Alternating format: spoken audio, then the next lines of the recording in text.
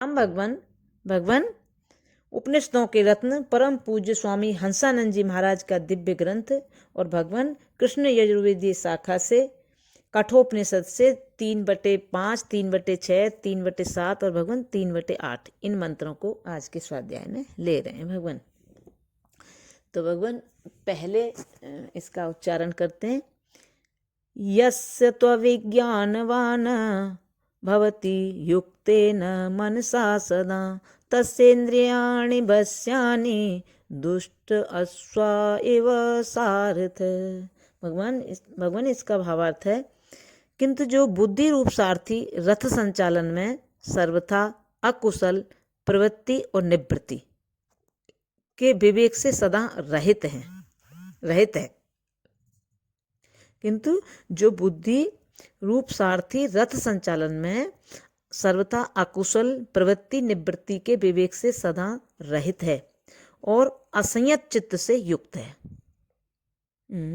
उसके अधीन इंद्रियां उसी प्रकार नहीं रहती जैसे अन्य सारथी के अधीन दुष्ट घोड़े नियंत्रण में नहीं रहते।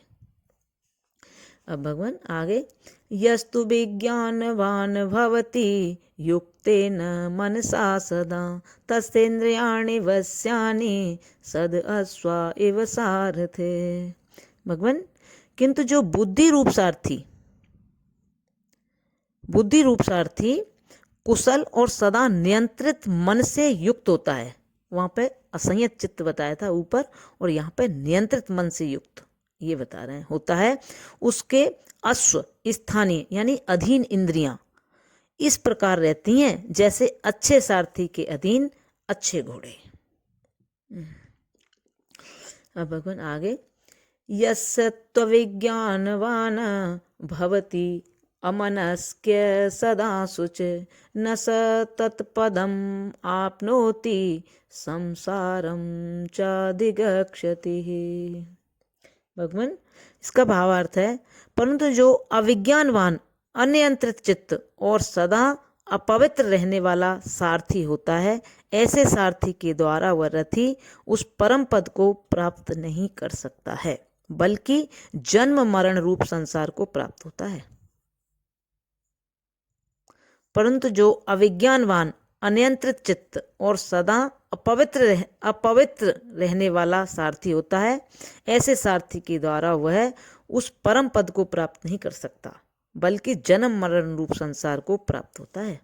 अब भगवान आगे, यस्तु विज्ञानवान् भवति समनस्क्य सदा शुचि स तु तत्पदम् आप्नोति यस्माद् भूयो न जायते।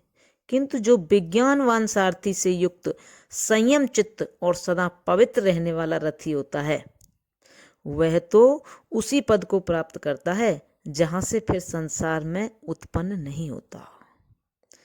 किंतु जो विज्ञानवान सारथी से युक्त संयम चित्त और सदा पवित्र रहने वाला रथी होता है, वह तो उसी पद को प्राप्त करता है जहां से फिर संसार में उत्पन्न नहीं होता।